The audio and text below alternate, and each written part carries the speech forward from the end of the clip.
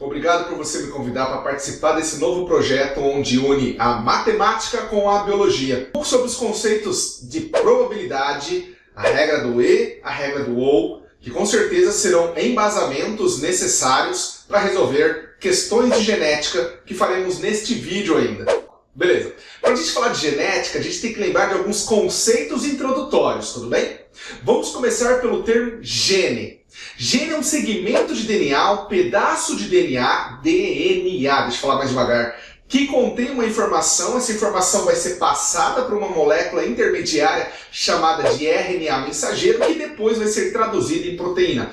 Então, a grosso modo, a gente pode dizer que um gene forma uma proteína. As proteínas do seu corpo, as proteínas celulares, são consequências de informações que estão contidas em genes, segmentos de DNA.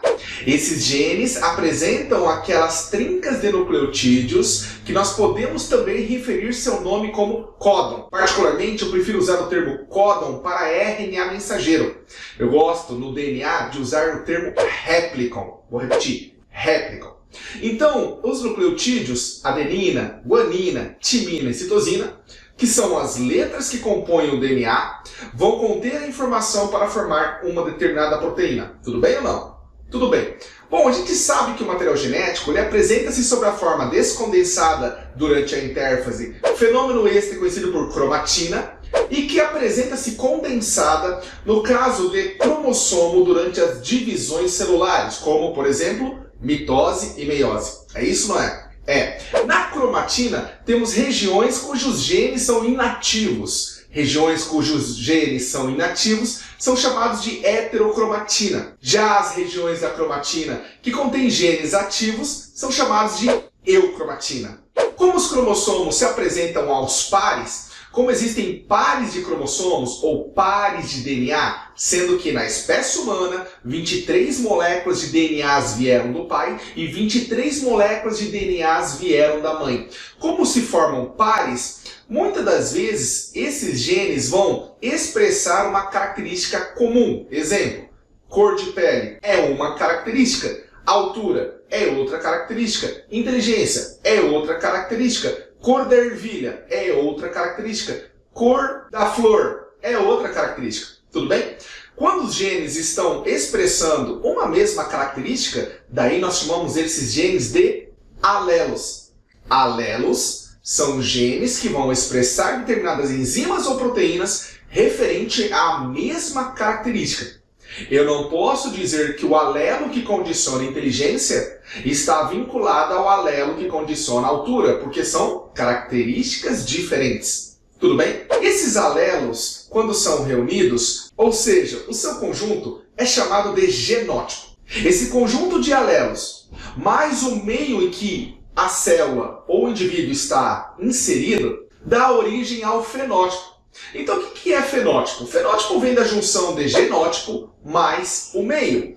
Exemplo de fenótipo: cor de pele. A cor de pele ela está condicionada ao genótipo, ou seja, os tipos de alelos herdados na herança do DNA, mais o meio, que no caso, os raios ultravioletas vão contribuir para formar mais ou menos melanina na pele. Tudo bem?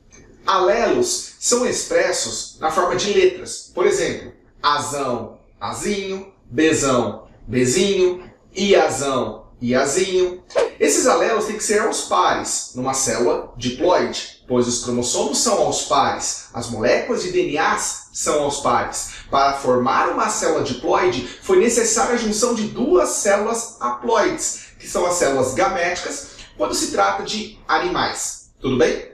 Esses alelos, se forem dominantes, é representado por letra maiúscula. Se esses alelos forem recessivos, é representado por letra minúscula. Duas letras maiúsculas serão alelos dominantes, formando o que nós conhecemos por homozigotos dominantes. Se essas duas letras forem recessivas, ou seja, minúsculas, nós dizemos que eles serão homozigotos recessivos. Agora, se eu tiver uma letra maiúscula e uma letra minúscula, nós diremos que esse indivíduo é do tipo heterozigoto. Então vamos dar alguns exemplos. Azão, azão, homozigoto dominante. Azinho, azinho, homozigoto recessivo. E azão, azinho, heterozigoto. tudo bem? A localidade desses genes no material genético, no DNA, no cromossomo, isso é conhecido por locus gênico. E a reunião de vários locais onde existem diversos alelos é conhecido por loci gênico. Loci é o plural de locus, tudo bem? O cara que desvendou aí essa questão sobre genética e a herança foi um cara chamado Gregor Mendel.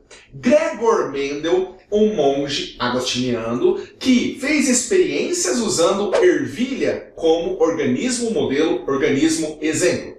As ervilhas apresentam características visíveis, fenótipos visíveis e fáceis de se estudar. Também apresentam um cruzamento muito rápido, com período de ciclo de vida curto, uma grande quantidade de descendentes que são as sementes de ervilhas e de fácil cultivo.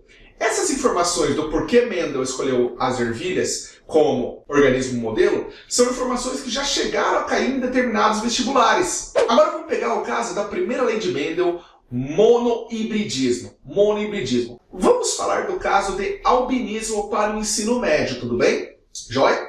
Então, determinado alelo recessivo, por exemplo, Azinho, determina o albinismo e o alelo dominante não determina o albinismo. Sendo assim, indivíduos homozigotos dominantes, azão, indivíduos heterozigotos, azão, não serão albinos, ao passo que indivíduos azinho, serão albinos. Então, de um cruzamento cujo pai é heterozigoto para o albinismo e a mãe é heterozigota para o albinismo, deste cruzamento nós temos os seguintes genótipos: azão, azão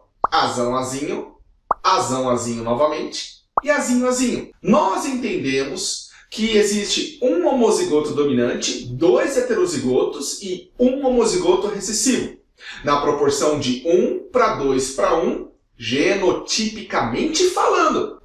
Agora, quando eu me referir a fenótipo, ou ele é albino ou ele não é albino. Neste caso, indivíduos como azão e azãozinho não serão albinos. Indivíduos azinho serão albinos. Fato que na proporção fenotípica, veja bem, fenotípica, de 2 heterozigotos pais cruzando, azãozinho versus azãozinho, nós teremos a seguinte proporção fenotípica: 3 indivíduos não albinos para 1 indivíduo albino. Ou seja, 3 para 1. 75% para não albino e 25% para albino. Agora, é importante entender a regra do e ou, porque se o exercício perguntar, calcule a chance de nascer um menino, veja bem, menina do sexo masculino, e albino, aí precisamos tomar cuidado. Pois a palavra e, essa conjunção aditiva e, apesar do português usar o termo conjunção aditiva, na matemática é multiplicativa. Este e significa que você vai multiplicar as duas probabilidades. Qual é a chance de nascer um menino? 50%, porque ou se nasce menina ou se nasce menino. 50%, ou seja, fração de meio. E qual a chance de nascer albino daqueles pais heterozigotos que eu citei? 25%, ou seja, fração de 1/4. 1 meio vezes 1/4 me dá como resposta 1/8. E desta forma, eu tenho que para te dizer que a chance de nascer um menino e albino é de 1/8. Tudo bem? Se inscreva no meu canal Pergunta pro Toide e também conheça as demais redes sociais nossas. Tchau, tchau!